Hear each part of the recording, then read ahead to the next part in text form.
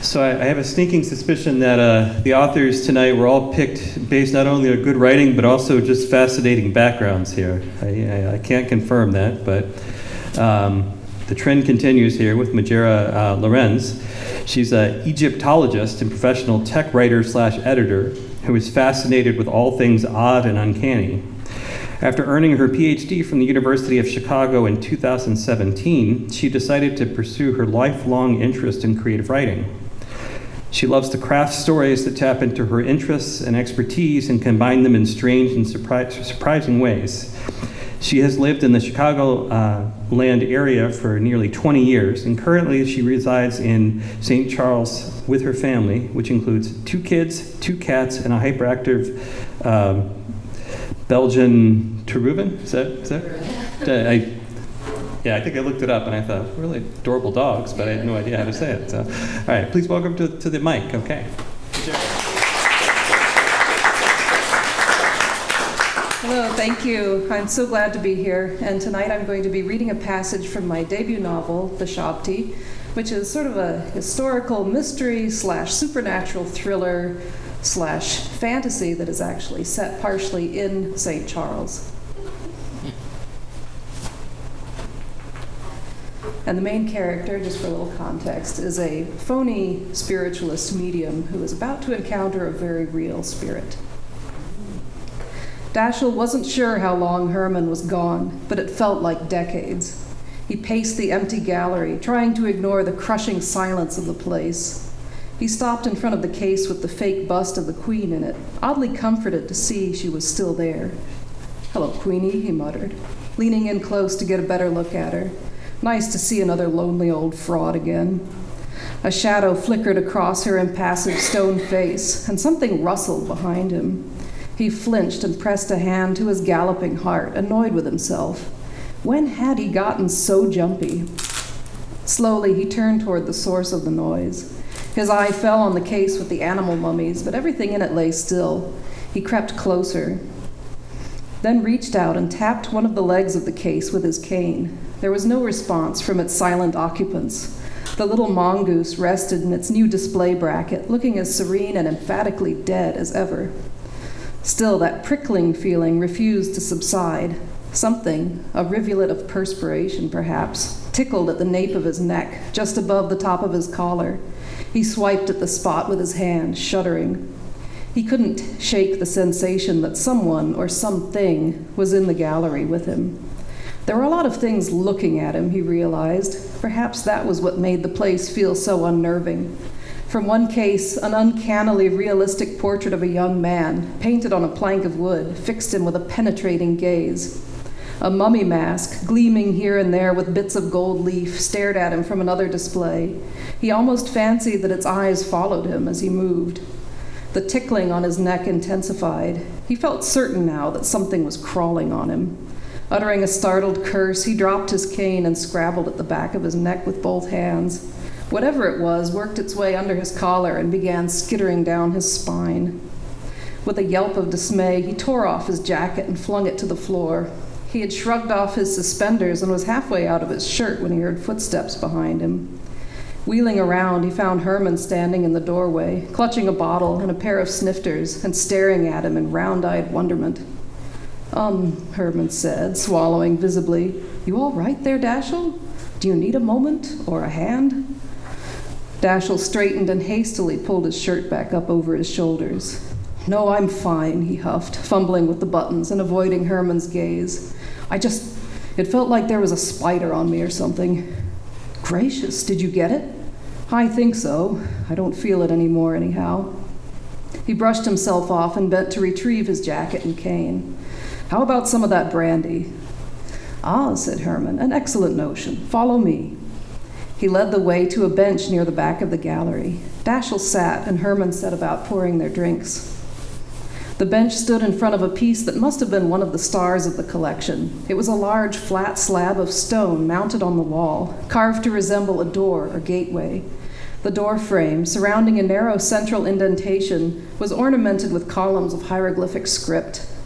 A carved scene at the top of the doorway depicted a broad-shouldered man in a white kilt, seated on an elegant lion-footed chair and facing a table laden with food.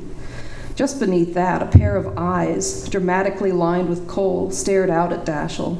The whole thing was painted in jewel-like shades of blue, red, and gold. Herman handed him a glass brimming with brandy, his eyes sparkling. "Isn't it beautiful?" "It certainly is," Dashiell replied, eagerly eyeing the glass. He was beginning to feel more at ease. "It's a false door," Herman went on, settling down beside him on the bench. He held his own glass under his nose and inhaled the brandy's spicy aroma before taking a sip. "A magical portal between the realms of the living and the dead. They were built into the walls of tomb chapels so that visitors could commune with their departed loved ones." Dashiell smiled and nursed his brandy. It was smooth and warm and comforting. "Sounds like something that would have come in handy in my old line of work." "Why, I suppose it would at that," said Herman. "We were very fortunate to get such a fine example for our little museum," he went on, warming to the topic. "This one dates to the first intermediate period, but the style is quite refined for the—" He trailed off, apparently realizing that Dashiell's attention was elsewhere. Dashiell stared at the false door, his glass of brandy raised halfway to his lips. "Are you all right?" asked Herman. He spoke softly, but Dashiell still flinched, splashing a little bit of the brandy over his trembling hand. "I'm not sure," he said. "Herman, you didn't put anything in this drink besides brandy, did you?" The inside of his mouth felt like cotton wool. "Certainly not," said Herman, sounding both surprised and mildly affronted. "Why would you—" "Shh," said Dashiell, setting down his glass. "Look, are you seeing what I'm seeing?" Herman stared in silence for a moment. "Yes," he said at length, his voice low and steady. "I believe I am. Goodness, this is a new one." Dashiell rubbed his stinging eyes and blinked hard, but there was no mistaking what he was seeing. Several of the signs inscribed around the doorway writhed and twisted like worms squirming in shallow mud. Something that looked like a snake with horns wriggled across the top of the stone door frame. The pair of eyes below the offering scene rolled and blinked. Among the items piled on the table of offerings to the dead, the disembodied head of a bird twisted and thrashed on its long neck. Dashiell felt the bile rising in his throat. An intense cold crept over him. His pulse roared in his ears. Instinctively, he took hold of Herman's wrist. "Sweet Jesus," he whispered. Herman put his glass down and laid his free hand on top of Dashiell's. His palm felt clammy and his hand shook, but his voice was strangely calm when he spoke. "Did you ever read the novel Tabubu?" "What?" Dashiell croaked. He became aware of a soft rustling noise, something between a whisper and a heartbeat. It was so faint that he thought it must be the sound of blood rushing through his veins. "Or see that picture with Karloff that came out a couple years back. What was it called? The Mummy?" "Either way, they're both based on the same source," Herman said. "The story of Setna and the mummies. It's a fascinating little masterpiece of Ptolemaic literature, chock full of uncanny imagery. Do you know it?" Dashiell glanced at him sideways, incredulous. He wanted to shake him, to demand to know how the hell he could babble on about movies and ancient literature at a time like this. But his voice dried up in his throat, so he just silently shook his head. "All this brought it to mind, and I wondered if you might be familiar." Herman stopped, drawing in a shuddering gasp. "Oh dear," he whispered. Dashiell forced himself to follow Herman's gaze back to the false door. Something was coming through the indentation at the center of the doorway, like inky tendrils of obsidian black smoke. They wrapped around the edges of the door, of the stone portal, coalescing into finger-like forms too long and sinuous to belong to anything human. Dashiell's glass fell to the floor and shattered as he leaped to his feet, nearly tumbling backward over the bench. "All right," he gasped. "I've seen enough." He ran for the exit as fast as his injured leg would allow. Herman caught up with him as he reached the lobby. Once they were both safely across the threshold, he swung the heavy door shut and locked it behind him. Dashiell slumped against the wall beside the doorway, panting and gasping. "There now, it's all right. We're all right," Herman said, sounding winded. He took Dashiell's elbow and pulled him over to a nearby bench, then gently pushed him down to sit. "Just rest a moment." Dashiell complied without a word, waiting for his heart to stop hammering against his ribs. Once he'd had a moment to collect his wits, he realized that Herman looked almost as terrified as he felt. A sheen of perspiration glistened on his pale forehead, and his eyes were bright with fear. Somehow he'd had the presence of mind to gather up Dashiell's jacket and cane before they fled, and he was still clutching them tightly. "You saw it," said Herman. Despite his obvious fright, there was an unmistakable note of excitement in his voice. He sank down onto the bench next to Dashiell. "By God, someone else finally saw it. Oh, I've been so alone in all this, Dashiell, you have no idea." "I sure as hell saw something," said Dashiell. His voice came out hoarse and tremulous. He clenched his hands into fists, trying in vain to control their violent shaking. "I can't do this. I have to go." "Go," cried Herman, dismayed. "No, please, you've only just—" "Listen to me, Herman. I'm sorry I ever doubted you. You've got me. I'm convinced there's something in there. Either that or I've completely lost whatever was left of my marbles. But I can't help you. I'm not the man you want for this job." "But you are." He shook his head helplessly. "I'm a fake. Don't you understand? Always have been. I don't have the slightest notion of what to do with a genuine ghost or demon or whatever that thing is. Hell, I doubt you could find someone less qualified to deal with this mess if you tried." "I don't believe that for a moment," said Herman, giving his wrist a squeeze. "Maybe you don't know the first thing about real spirits, but you're clever and observant and resourceful. If we could just work together." Dashiell pulled away from him and rose on unsteady legs, raising his hands in a gesture of rebuff. "No, no, no.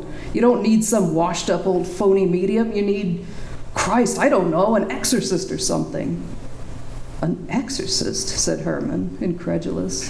He pondered the idea for a moment.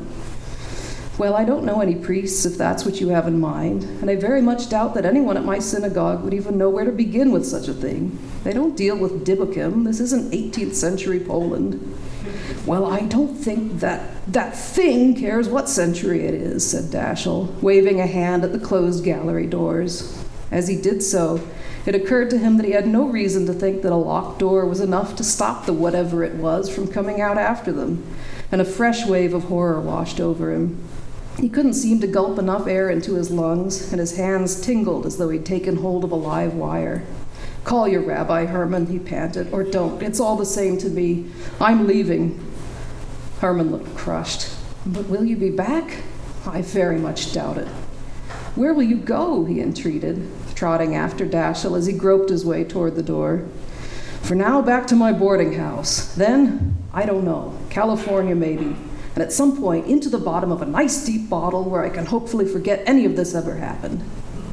"Dashiell, wait, please. Can't we go somewhere else? Somewhere safe and just talk things over?" He didn't answer. He turned his back on Herman and stumbled out the door and down the front steps, feeling as if all the muscle and sinew in his legs had been replaced with jelly. Herman called after him, but he kept going, determined to put as much distance as possible between himself and whatever he had just seen. It wasn't until he was about 5 blocks away and right around the corner from his boarding house that he noticed the searing pain in his bad leg and realized that he'd left both his cane and his jacket behind. Thank you.